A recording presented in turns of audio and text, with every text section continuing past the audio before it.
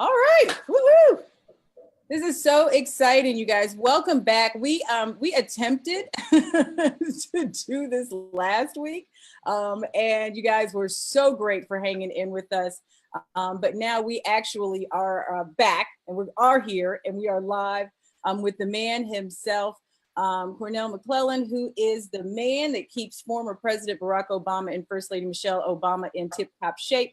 I also have Kim Moore with me, who is the owner of Fitness Snob Studio. And we are going to talk about some very special things that they have going on. So welcome, you guys. Thank you. Hello there. I am so glad to be present this time. Right.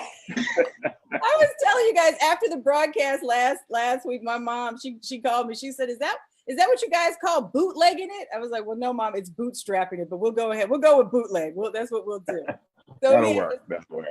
Sometimes technology fails us, but I am just so appreciative of you guys coming back because we had a lot of questions. And so I wanted to make sure that we were able to talk to the people. So welcome.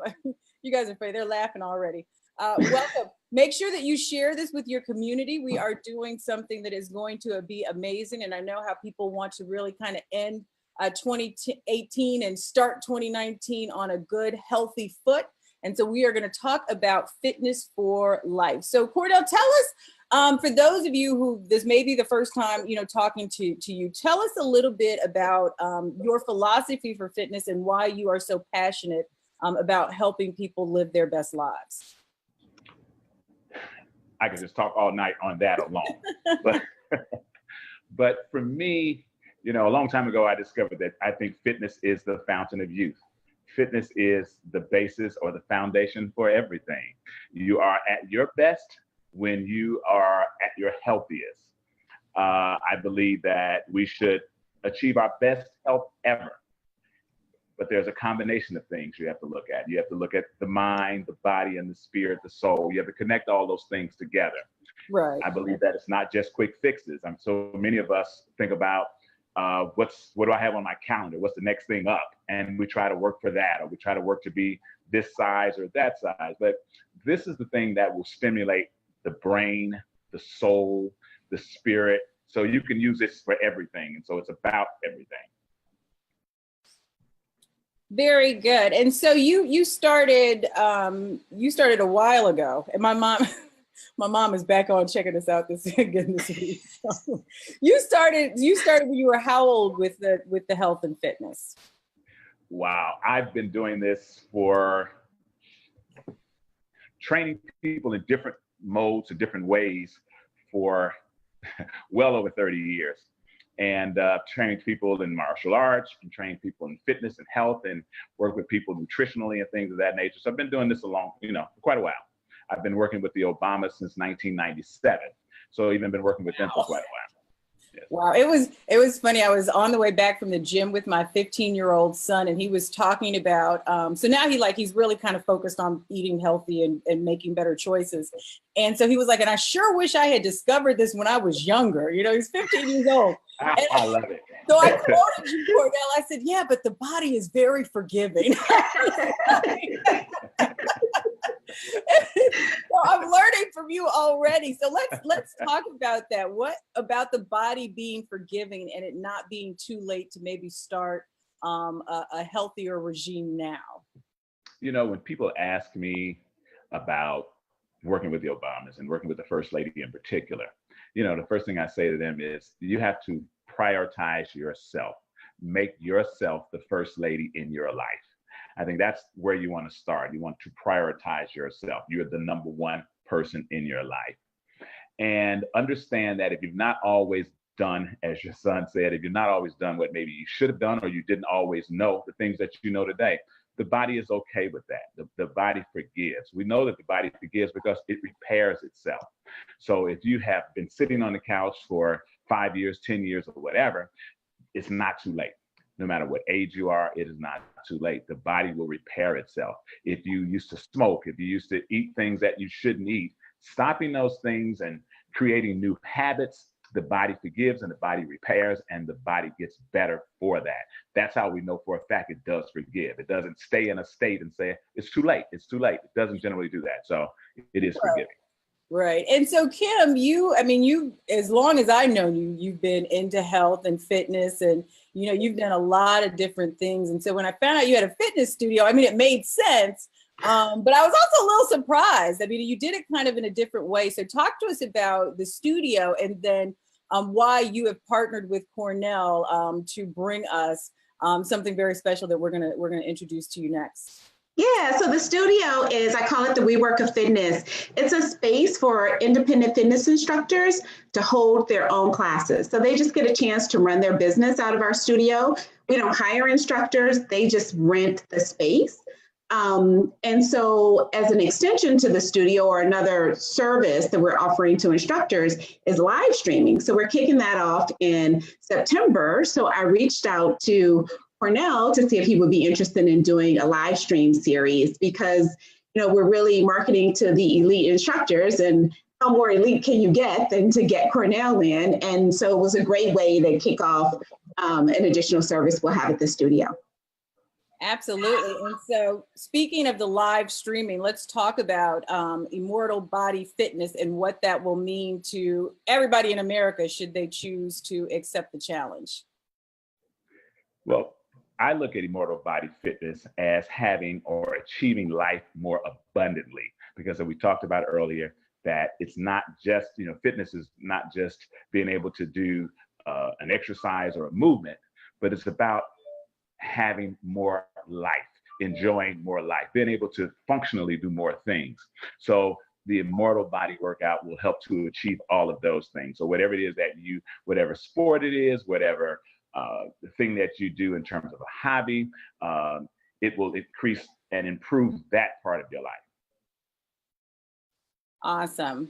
And so we've got some questions, but let's talk about how people can get access to their own Immortal Body Fitness and how they can do some work with Cornell on how to get there. Yeah, so I'll stick the in the comments, but they can go to streaming.fitnesssnobstudio.com as an easy link to get to the series. They'll see that the classes are running Mondays and Thursdays starting September the 10th through the beginning of October. Awesome. And so it really is kind of on demand. So if you are actually in the DC area, you can go into the studio, into the Fitness Snob studio, and you can work out with Cornell. And I'm sure Kim will be there doing something. But you could also, you know, live stream it into your home the night of. So in real time, you can also work out with everybody that's in the studio and Cornell. Or if you know, Monday you have a meeting or you got to fix dinner for the kids or whatever, you can actually watch it when you have time in your schedule. So 3 easy ways to watch it, right? Yeah, to take it. Don't just watch it. Like, be active. That's true. We're like, okay. Even Cornell's eyes squinted a little bit when I said watching. Okay, now we are. You know, I'm all about movement. I want people to be. Right, don't just sit on the couch and look at it. You're right. You're right. And so, so we are going to drop the link. Kim has been very good about coming back and answering questions, but now we have Cornell. So if you have questions, we are going to be more than happy to take them. And Bruce actually has a question already for you, Cornell. And he says, what do the Obamas in your workout fitness? I think what do they like the most? What is President Obama's favorite thing to do, and what is Michelle Obama's favorite thing to do that keeps them in such great shape? As I've said before, that they are like kind of the perfect clients because they love to work out. So it kind of makes it easy for me. But as any trainer that is kind of, as said, worth their salt, you know, our job is to give you those things that you don't like, you know, and so, or to make it in a way that it is challenging. You know, one of the reasons that, you know, as Kim said, one of the reasons that you take classes is you want to have someone who will push you beyond what you would push yourself to, someone who will give you things that you've never thought about achieving and then have to achieve that. They generally like to do multiple things, but it's my goal to mix it up, confuse the body, because the body gets used to doing things. So you don't want to do the same thing all the time. So you want to confuse it, because that's when the muscles then have to learn to adapt in a new way. I love that. So somebody has already emailed me and just asked more questions about what they should do to prepare for the class. Like, what do they need in terms of equipment? Basically, they need themselves. You know, we're trying to make sure that this is not something that you have to have a complete gym in your home to do. If you got a towel to lay on the floor, if you have a mat for the floor, something to, and if you just don't mind the floor, that's on you. But we want you to be there, to be present, have maybe a couple of pair of dumbbells, a lighter pair, a medium weight pair, and maybe one kettlebell, because we're going to do 8 different workouts over a 4-week period. So the thing that I love to do, again, is to confuse the muscles, because the muscles are, not only are they forgiving, they're incredibly bright. And what they will do is get used to something. So if you have it doing the same thing all the time, it'll start yawning on us. And the one thing I don't want you to do is to yawn on us. What does that look like? What is that like? We don't want the muscles to start going to sleep on us. We're going to keep them awake and keep them active. So just to clarify, because I really am like, when I get in my routine, I get in a routine and I will stay there forever. So even for cardio, you have to mix that up too, or? You definitely need to mix up everything that you do over a period of time. Progression is important now. So what do I mean by progression? Start slow and then begin to grow from there. Start little and then to begin to get a greater amount of abundance, or to a greater degree. So progression is important, but you don't want to have the body doing the exact same thing all the time, because once it adapts, it will take less muscles to do the work that's necessary. So then you want to confuse it. So for instance, if you're walking on a treadmill and you're always walking at, say, 3.0, and that's your speed, and you're just walking, if you just incline it, that alone will now challenge it differently, because it's going to ask the muscles to work differently. That's why people sometimes do intervals where they might walk some, do heel some, then maybe jog some, and then go back to walking, just to give a different flavor. One of the things that we're going to do with the Immortal Body Workout is try to make sure that we're working through all planes of movement. Mm-hmm. Your body moves on a daily basis through different planes. So for instance, if you're just on a treadmill and you're just walking straight, that's just one plane. So now you're training your body only in one plane. What happens if you now have to go sideways? It has not been trained sideways. So that's why it's important. What happens if you have to, we find with so many young athletes, they hurt themselves when they have not trained in all planes, and they're not like, kind of twist to the side or spin around or run forward or backwards. So it's real good. I have people generally, like when they get on a treadmill, to warm up, like walking slowly forward, walking slowly backwards, walking slowly sideways. That allows you to hit different planes and allows the body to train in different planes and different modalities. All right, well, I feel better about my life now. I am an introvert girl, so I'm doing good. Shauna had a question about cardio and changing it up outside. Do you do the same thing if you're working out outside with your cardio? You definitely do. Again, the body will adapt wherever you put it. So it's always interesting to then try to challenge it in different ways. You always want to make sure, no matter what you do, is that you're being safe. And so you don't want to get overexcited and do something that might hurt yourself, but you definitely want to challenge it in a different way.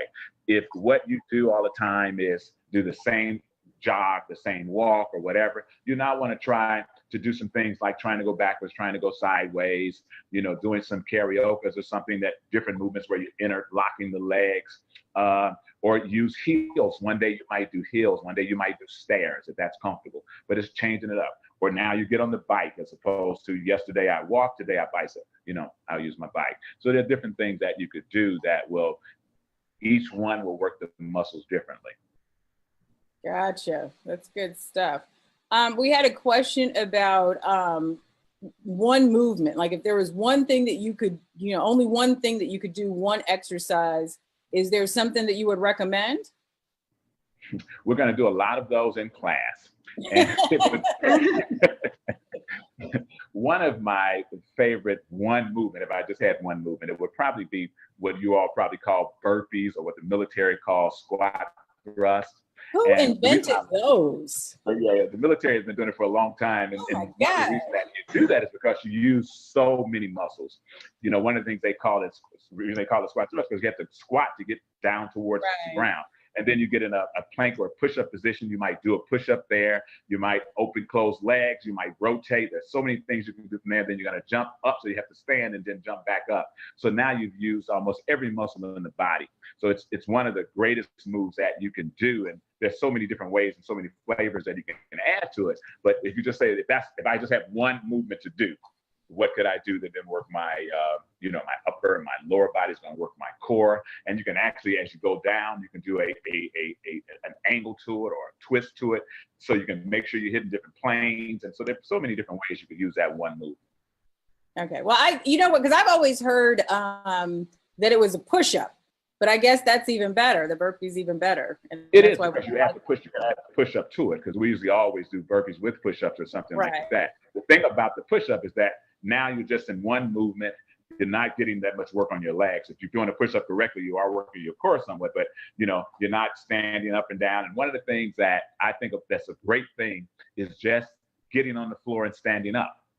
Because as we age, they hardly ever think about just getting on the floor, and that's why I guess the whole thing came about. I've fallen and I can't get up because we don't practice that. So that is actually something that we need to practice, just getting on the floor and getting back up, getting on the floor and getting back up. So a burpee helps you to have those muscles activated. So you're used to getting down and getting up, getting down and getting up, because none of us want to go down and not be able to get up. Well, and Cornell, that answers a question about modifications, right? So for people who are just starting out, they might not do a full burpee, especially not a burpee with a push-up, but they might just get down on the floor and stand up. With the push-up, Kim, but there are ways that, some people might do the burpee where they're going to go down so quickly and explode so high, whereas someone else might go, I'm going to squat, I'm going to put my right hand down, my left hand down, my right leg out, my left leg out, and then step them back in and stand up.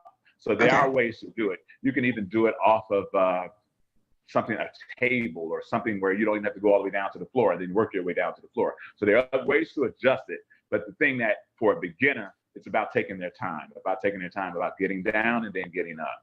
And one of the things that I always stress to people is that when you're working with a trainer, one of the reasons they came up with the term personal trainer, because it's about the person, it's being personal.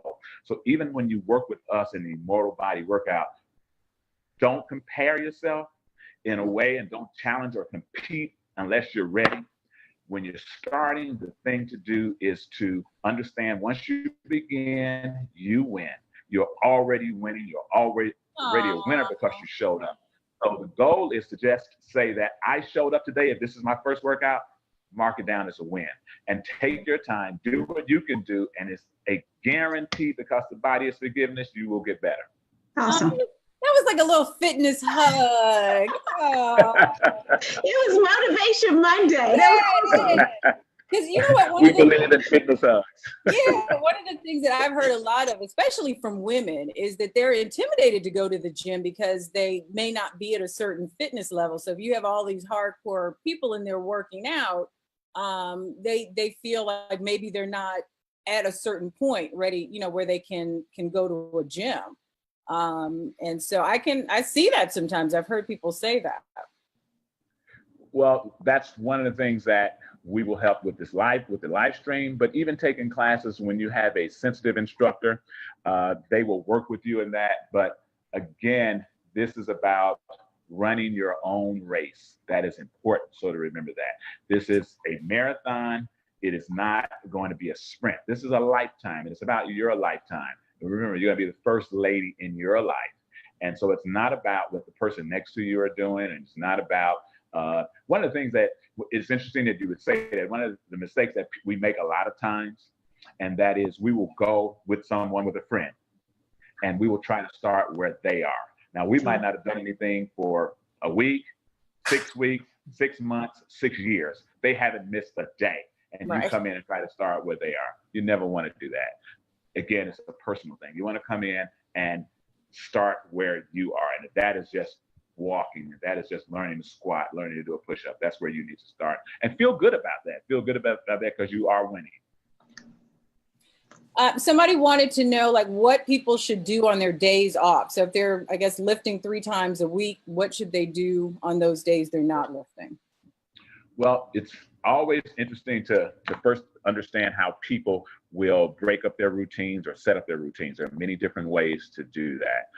But one of the things we talked about is the thing that people generally forget the most, because once we get into working out, we get so excited about that. Sometimes we forget to make sure that we are resting enough. So one of the things that's happening is that is a recovery period. So it depends on how they do their workout. Are they doing cardio the same day they're doing strength training, or are they going to do cardio on the day that they're not lifting? If you've already done both of those, don't feel bad about taking the day off and getting some rest. You might do a stretching session. It's always important to make sure you get enough rest, you're getting enough hydration, you get enough fluid in you, and it's really good to give the body time to recover. So if you know that you're hitting it hard when you're supposed to be hitting it hard, don't think you're losing anything when you're taking a day off. That's a tough one for some people. Is like that. It's a tough one for some people. It's a tough one for some people. We have a question about nutrition and what you recommend for the Obamas, but I guess, what you would recommend for them, you recommend for us all, because we are now the first lady in our lives. So what do you say about nutrition? How do you approach nutrition? We always talk about eating balanced, and we talk about eating clean. And we've said before, when we talk about eating clean, we're talking about eating whole foods in their most natural state, as many fresh foods as you possibly can take in. If you can't always do fresh, you would now next go to frozen, because we're trying to stay away from preservatives. We're trying to stay away from things that were just created yesterday in a lab. But you really want to look at something that is balanced, something that is colorful, to make sure you're doing a lot of fibrous vegetable carbohydrates. Make sure you're getting your good, solid, starchy carbohydrates in. Don't be afraid of carbs. Someone said to me once before, and I don't mean to offend anyone, but someone said to me once before that they could not eat rice, and I said, there are types of rice that you can eat. You can eat brown rice, or there are other different types of rice that you can eat because it still has its nutrients in it and it's a good food for me. They said, well, when you eat rice, this is going to make me gain weight, and so I'm going to be so big, and I'm going to do that. And I thought about all of the different places in the world where people eat rice 3 or 4 times a day, and sometimes they're the smallest people that we know. And so in saying that, I'm saying, well, so it can't be just that. It's about, again, eating too much, and it's about eating too many things that are processed. So I don't want people to always think that if they're bad carbs, and they're good carbs. So you want to think of it in that way. You don't want to say, well, I can't eat carbs. And a vegetable is a carbohydrate. So don't say you can't eat carbs. There are good carbs and there are bad carbs. You just have different kinds of carbohydrates. And they have the riced cauliflower now, which is wonderful. Yeah, which is also wonderful, But it's like, I just don't want people to be so afraid of eating things like, they don't want to eat beans, or they don't want to eat that. All those things are good for you in a portion, in a proper portion, in terms of where you're trying to fit and where you are, what your body demands, depending on what your size is, depending on what the output that you're doing in terms of your workload and things of that nature. And I think, I'm just always amazed. Like every time I talk to you, like I walk away with like 8 things that I can go implement. So I can only imagine what it's going to be like, to spend 4 weeks with you twice a week, really learning how to move our bodies in a way that's going to, help us extend our lives. Because at this point, I think a lot of us, that's what we're focused on. Like I'm trying to keep up with 2 teenage boys, so it's like a whole different situation for me. I'm not like trying to get in a pair of jeans that are too small anymore. And so I know that one of the things that you recommended, and we got this question, is like, what is, if you haven't worked out in a while, if you've been inactive and you now want to start, what is one of the most important things that you can do? Well, one of the most important things you can do is, if you haven't worked out in a while, is to first get a checkup to make sure that you are healthy enough to work out. We want to do that. It's as well as working out, we always want to make sure that we're having our doctor's visits and making sure nothing sneaks up on us. So you want to make sure you're first ready to start. Once you do that, then you want to just start slow. If you've not done anything, you want to start by walking. I would not suggest you start running if you've not exercised at all. Start walking. We all walk daily, but now we're going to ask yourself to walk a longer period and something that is comfortable. The idea is, because this is for a lifetime and not for some short period, you don't have to get there today. You have to show up today, but you don't have to be in your best health today. So that means you don't start out by saying, I'm going to do everything. I'm going to lift everything there. I'm going to run. I'm going to jump. I'm going to take your time, start slow, and know that your body has started from that point, improving your health. Yeah, absolutely. And I think we could be so unrealistic about changes. It's like, you know, if you think about how long it takes us to get to a certain point, whether that's 10 pounds overweight or, you know, you haven't worked out in 3 years, and then like 3 days we start our healthy, regime, and we want instant changes. Like, we want everything to be different.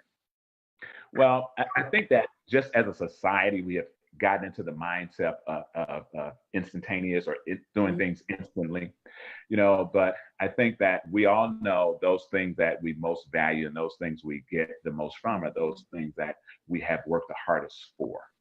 And so this is something that it takes time and one step at a time to do that, but know that it's okay. And that is actually the correct way to do it.